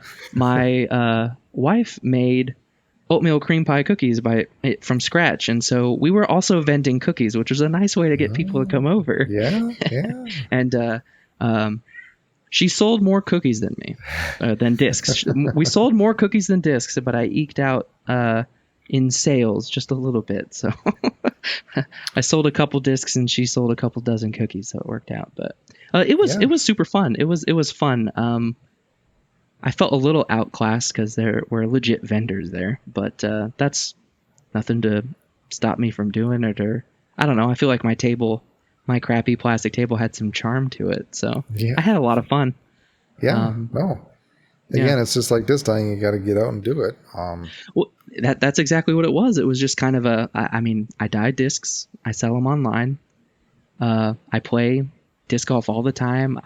I live in Kansas City. This is a big tournament in Kansas City. I was like, what a fool I would be to not show up and just, just be there. And if I don't sell anything, boo-hoo, I got to, take part in the festivities and catch a few pros and wave to people I see on Jomez Pro and all that stuff. So it was pretty fun.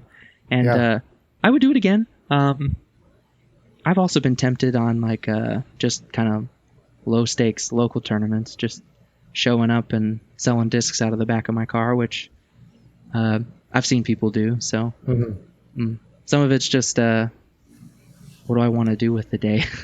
Am I going to go play or am I going to go sell discs? So got a van. Hey kids, you want to buy some discs?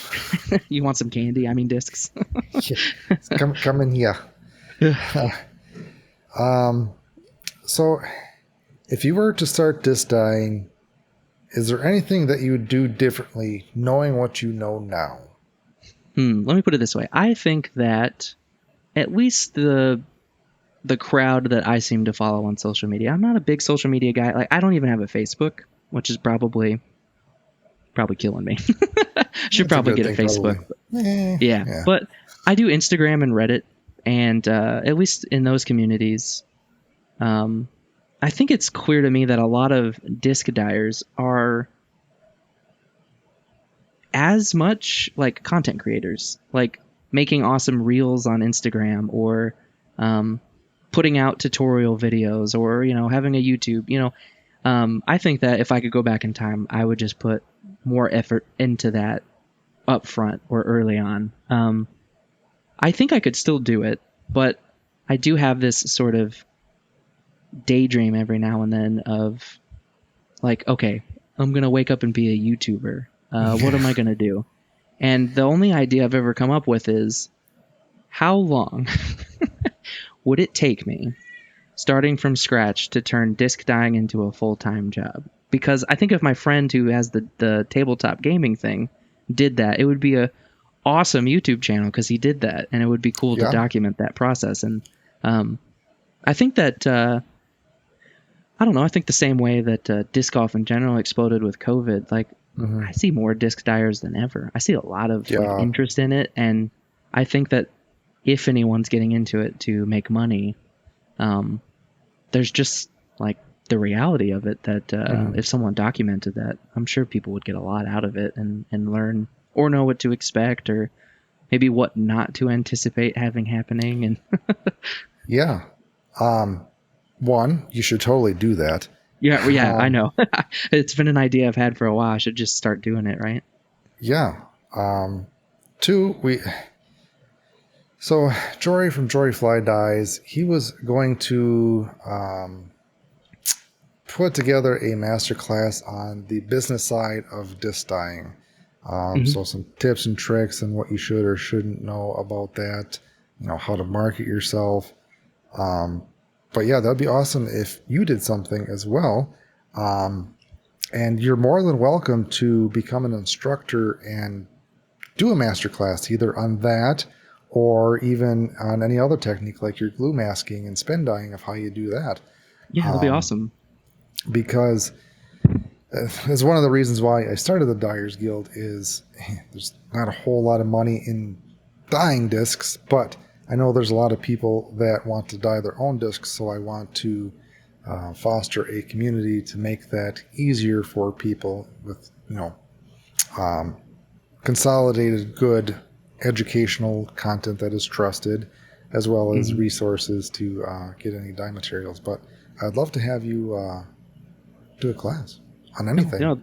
Yeah, that'd be awesome. Yeah, I've done one. I I guess I don't want to say I did it. I didn't edit it.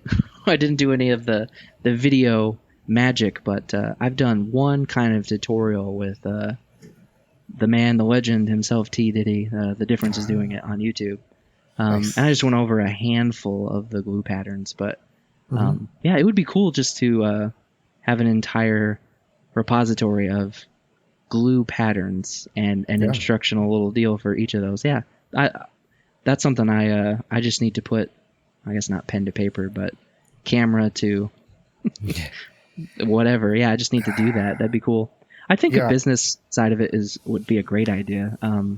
Yeah, for sure. Because I knew this was coming, but I didn't do anything super proactive about it. But I knew that because I was selling things, that the IRS is going to want their fair share. So I did eventually make a spreadsheet, which made it so much easier when it came time to like try to report that or send that stuff to my tax guy. But that's another idea I've had, is just making a Excel spreadsheet with all the bells and whistles that is like universal. Like, download your copy, start filling it out, and then you're good to go. No, absolutely. Yeah. I feel like you are a rare one because you have that business mindset. I feel like a lot of artists in general do not like the business side of things, and any help that they can get, they would eat it up. Oh, I bet. Yeah. Yeah. I don't know if I'm more of an artist or a business guy, but I'm just like that. Like I just know about myself. I'm kind of risk averse. Like, I like the comfort of my 9 to 5 as much as it like drives me nuts sometimes. But it's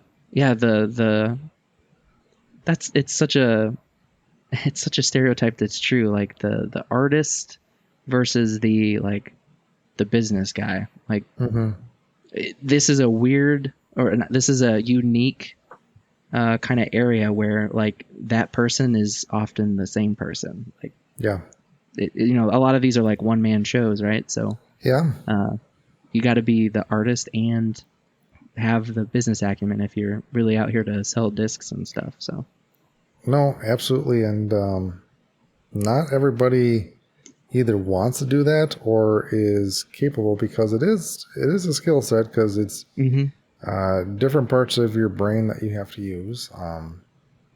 But it's I think it's less fun. The business side's less fun. It's numbers and quantities and it's not as exciting. But that's where a really good like Excel spreadsheet is. If it's boring you to death, at least you don't have to think too hard. You just plug in the number here and spits out what you need. So weird fact about me, I like making Google spreadsheets with really cool formulas and everything that calculates stuff. I'm like, me too. It's satisfying. Oh yeah, no, I really like it in those spreadsheets where you do something on sheet A and then on like sheet 12 it's accounted for that and presents it.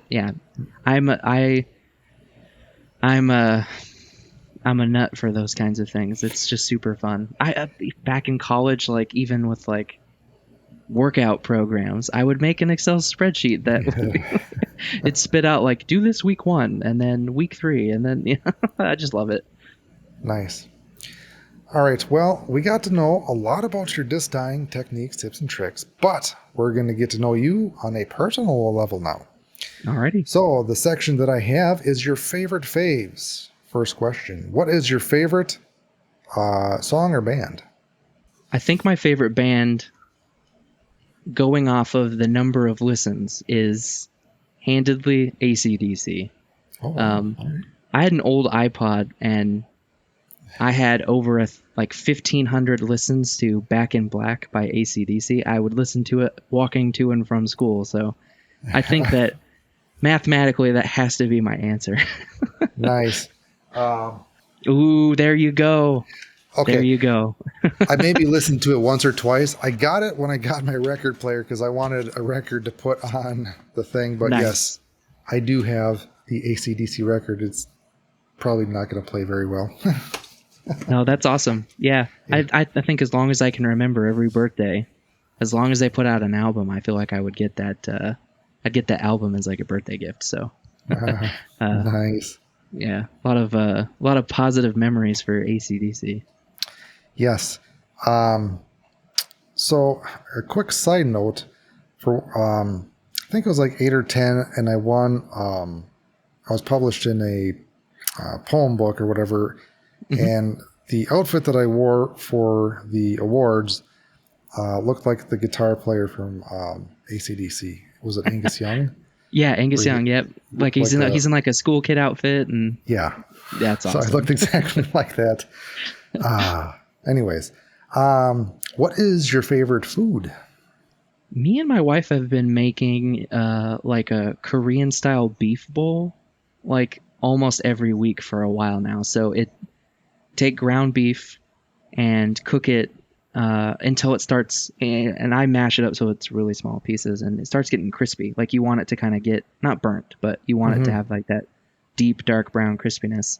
And then you just throw in like onions and peppers, and I like spicy things, so I'm throwing in a lot of like red pepper flakes and things like that. And then you know, just whatever teriyaki sauce you like. I'm sure we could get to making teriyaki sauce, but that seems like just way too much effort. So we'll just get a teriyaki sauce we like, and you just put it in there and put that all over rice and just go to town. And I like Chipotle for the same reason. It's just meat and rice.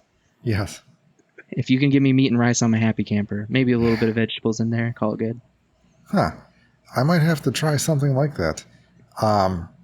So my comfort food is chicken in a can, and minute rice with lots of butter and salt. That sounds good. I've rocked the canned chicken in college. That and tuna. Like, yeah, I have an affinity for it. That's kind of where it came from. Because, college don't have a lot of money. What is your favorite beverage? Oh, gosh. I don't know if I've ever heard it pronounced. I hope I'm not butchering it. I usually find it in like the Hispanic food section, and they're canned. I think they call it nectar. I think it's Jumex, Jumex, but essentially it's just like really good juice. And I'm talking like I had a pineapple coconut nectar, and like there were bits of coconut in it. Or, you know, I like pulp and orange juice, for example. So like it's just straight up like it's juice. It's not a juice flavored beverage or whatever. It's juice, and I really like those. And I shouldn't buy them because I'll get like a dozen of them because they have a dozen flavors. You got to get one of each. And you know, we'll go to the store on Sunday, and by Wednesday there's like 3 left, and I'm like, I should not count up how much sugar I've had because I'll never drink one of these again. Yeah. Those also sound good. Damn, there's a lot of things that I got to try now. I have them together. I'll have my beef bowl and my Jumex. Yeah. Nice. Recommend. So besides disc golf and disc dyeing, what other hobbies do you have? It's been a hot second since I've whooped it out, but I got this. They call it a groove box, and essentially it's like a synth and an electronic drum machine kind of all in one. And the cool thing is you don't really have to know anything about music because it's always in key, and you can specifically set like the beat or the rhythm. You know, they have the different speeds in music. I see. I don't even know the music terms, but tempo? You can set all that up, and then there's just a bunch of keys. Yeah, tempo, and there's a bunch of keys, and they're just notes, and you can literally just play around. You can choose to record, and you can end up making just like either like little loops of tunes or songs, or I think, gosh, I haven't logged into it in a while, but this was the hobby I was experimenting with before I got into disc dyeing, so that's why I haven't done it in a hot set, because disc dyeing showed up and booted it right out of the way. But yeah, you're no fun to me anymore. Goodbye. Yeah. Is it? Gosh, I was gonna say, is it a physical device or is it software or both? Yeah, no, it's you know what? I'm gonna run and get it. It's right downstairs. Right. This is gonna be an awkward absence, but enjoy my spinning chair, I guess. This episode of Dying to Listen, presented by the Disc Golf Dyers Guild, your one-stop shop for disc dyeing needs, such as masterclasses where you can learn amazing disc dyeing stuff. You can also get your disc dyeing supplies from blank discs to dyes and everything you need. This is what it looks like. So it's got a bunch of knobs and, you you can control your, I guess it's just all of the things you would probably want to do if you were like editing music. Mm-hmm. You can introduce echoes and distortions and stuff, but really what you do is you just plug it up to the computer and you can essentially download like kinds of sounds. Yeah. And then you can kind of just, it all lights up and it's color coded, and I really don't remember. I probably have to relearn how to do a lot of it, but it was super fun while I did it, and I got a few things that I was super happy with, and I put it on SoundCloud or whatever, and if I ever make any more YouTube videos, I have my royalty-free music because I can just make it. Yeah, So, there you go. Yeah. I forget what the technical term for that thing is. But yeah, the lights go across with the beat and you put in what you want for sounds. Yeah. Yep. I should know this. Anyways. I should too. I spent so long messing with it. Well, I went to college for music recording and technology, so I should know this. Awesome. That's awesome. What other hobbies do you have? Oh, I think I mentioned it. Board games, Dungeons and Dragons. I always kind of lean towards being the dungeon master. Being the guy that puts the challenges in front of people. I'm also a complete dork, so I go all in. I do the voices. I'll do the faces. I like the acting part of it. So, I'll be the old guy that you need to get advice from. I like doing all that kind of stuff. Okay, now we're set. We're good. Oh, that's awesome. Yes. That's fantastic. Part of a shaman costume for the prophets of Tremala, which is the fictitious god that you pray to have a good round of disc golf. All right. Well, I think I've just adopted a new religion. Yes. I will send you a link, but I think if you go to tremala.com, you'll find more. That's fantastic. Oh, that's so good. I can send you a link. All right. Next section. If you had to pick 3 discs to use for the rest of your life to play any course, what would those 3 be and why? I really love this question. I'm a nobody when it comes to disc golf, like playing, but I've been so tempted to make an in the bag because I just think it's so fun to see what people throw. Yeah. If I had 3 discs, I would probably go with an Infinite Discs Dynasty for the driver. It's a great neutral to stable driver. I'm pretty sure it's an old Discmania mold. It's Innova made. I think it's a CD2 is what it used to be. Do you know the numbers on that by chance?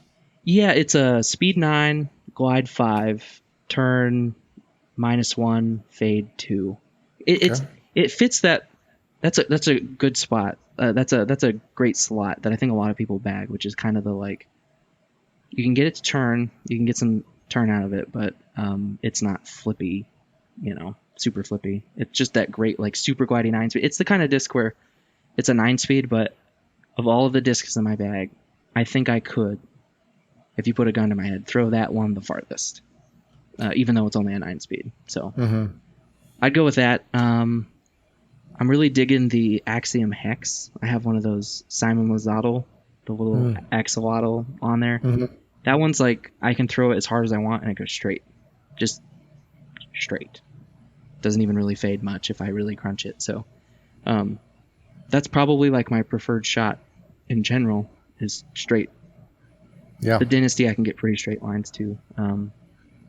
Guess I would need a putter. Man. I'd probably go with the zone, and I would just try putting with the zone. Well, there you go. I think my goal would be just get close enough to the basket that I could putt with any one of them. Yeah. That's an easier go of it for me. If I don't have to putt, then I'm doing a lot better. Yeah. Well, putting is important, but if you have a great drive, who needs to putt anyways? I did like martial arts when I was a kid, when I was younger. I did powerlifting in college, and so I think I I would call myself relatively athletic. I think really, and I actually studied exercise science as an undergrad, so I think I have a good sense of like bodily mechanics. So disc golf was always super fascinating to me because it's such a unique like athletic movement. There's not really a one-to-one comparison with like the disc golf motion, at least for backhand.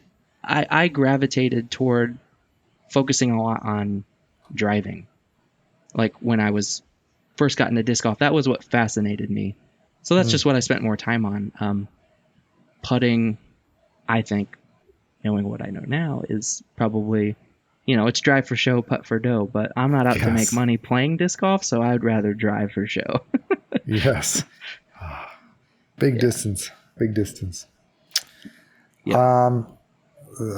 Next section, Lee Perfect Hole. What has been your favorite course and or hole that you've played so far?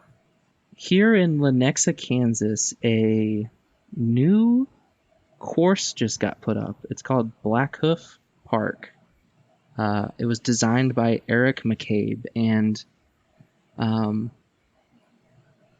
think what I heard on Apollo Disc Golf's YouTube channel, he's a local to Kansas City too, and he was reviewing it, and I think he said that like a 3-over round on the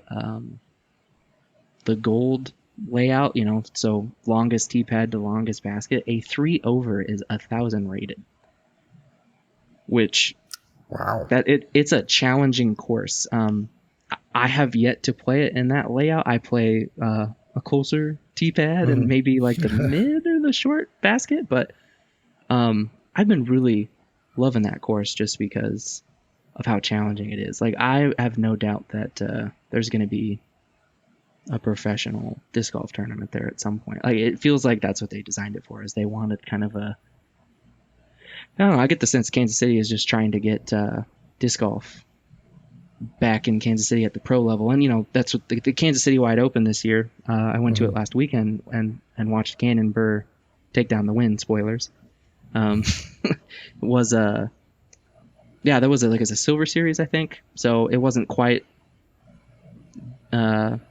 as big of a tournament as, the stuff we're used to watching on like Jomez, but it was still a disc golf pro tour stop. So I think that course, Blackhoof Park, is Kansas City's attempt to push the needle on like what caliber of professional disc golf visits the area. So I've been loving that course, and as far as hole 1 on that course really sets the tone. It is a ton of trees with a very clear gap or tunnel or fairway, whatever you want to call it. Like it's obvious what you need to do, but it is a wall of trees, and if you're off by a little bit, you're off by a lot. And it's got elevation, it's got the trees, you can't see the basket, it's a blind shot. Like it's just got all the things that just set the tone of like you're in for a world of hurt, but it's super fun. Nice. Sometimes you just got to sign up for like that disc golf masochism where you're like, all right, course, have your way with me. Like, do what you got to do. I'm here to have fun, and I dare you to wipe the smile off my face by the time we're done. Yeah. There's a course around here called Silver Lake that it's definitely a challenging course during the summer with all the brush, and it's like you can't even see where the baskets are, and you just got to throw and hope for the best. Yep. Spray and pray. Pretty much. Is there a course on your bucket list that you would like to play? I'm going to forget the name now. I think it's the one that like the MVP Open is at. I forget the name of the course. The hole I'm picturing is they like throw over a pond and a ton of trees. I can picture it in my head. Maple Hill. Yep, you got it. Yep. Maple Hill. That would be such a fun one to go to. Really, kind of any of those like super famous ones where I could go and play and stand at the tee pad and think of all of the perfect shots I've seen on Jomez and then do my best to replicate that. And even if one time out of 18 I do something sort of close to that, that'd be super fun. It'd be like, I did what did what the greats were capable of doing. Whether or not I could do it, I have no idea. But yeah. And speaking of pro disc golfer, if they're so if you had a dream date, who would you pick for as a pro disc golfer, and why would you pick them to hang out with and play around with? I think there are a lot of answers. There'd be a lot of people I'd be giddy to go play with, but I'm going to go with who I think is just going to be the most fun to play around with, like who I think is going to have the coolest conversation. I don't think I'd have to go like with a James Conrad. Like that would be like a no pressure situation. I don't think James Conrad would ever make me feel like I don't belong, or he'd be encouraging, even maybe when he shouldn't, and I throw a terrible shot. But yeah, I think that would be a fun round. Yeah, it'd be kind of. It would feel. It's just no pressure. I don't imagine me feeling like I have to live up to anything because he's just chill, and we both know he's better than me, and I don't have to pretend. Yes. No, that's a great answer. I like him as well. He's a very, you never really see him mad. No. Well, maybe that would be what I'd do, is just try to catch him in his rage. Right. Oh gosh, diddly darn it. Right. I'm like, oh, yes. Language. Come on, man. All right, Jayson. Well, we got to know you a little bit better, and we got to know your disc dyeing stuff. I know, again, with all these guests, I learn a lot of stuff, and I hope you as a listener learn something as well. So, again, I greatly appreciate you being on, but you will also be raffling off a disc. Is that correct? That is correct. Yeah. Do you have that disc handy? Oh, I sure do. Fantastic. This is a harp that I dyed up, and I think this just kind of like encapsulates my style. It's actually a Moonshine disc too, so you can see I left the rim unperturbed, so if nothing else, the rim will still glow super bright. But yeah, this kind of defines my style. If I had to show you one disc and you walk away kind of knowing what I'm about, this is pretty close to what I would say kind of encapsulates it. So yeah, it's got Ricky Wysocki's name on it, if that does anything for you. But yeah, this would be a disc that I'd be happy to throw. I actually have thrown these harps before, and I think they're awesome. So not only is it a good dye, in my opinion, it's a great disc. Yes. So if you would like to get a chance to win this amazing disc, you can. So the podcast will go live when the raffle will go live when the podcast is released, and it'll be live for 2 weeks. So if you head to dyersguild.co/raffle, you can get your chance to enter to win. You can buy as many tickets as you want, and 100% of the proceeds will be going back to Jayson to help support his dyeing habit. Obviously, dyers don't make a lot of money, so every little bit helps for that. So yeah, definitely go check that out. Definitely go support him. Again, I appreciate you being on, and where can people find you and your work? Great question. I do have a little storefront on discdyeing.com that people can check out my stuff, but Instagram, you can follow me at Bloodfeather Dyes, and I also frequent the Reddits. I had a Reddit account long before I was dyeing discs, so I don't have the Bloodfeather Dyes name on there, but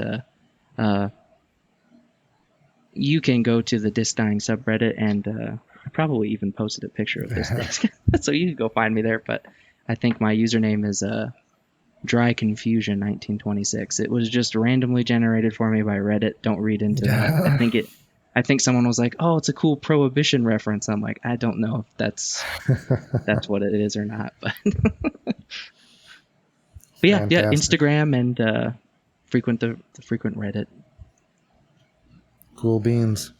Well, again, thanks for being on the podcast, and listeners, thanks for taking a listen. So until next time, guys, we'll talk to you later. Bye. Take care.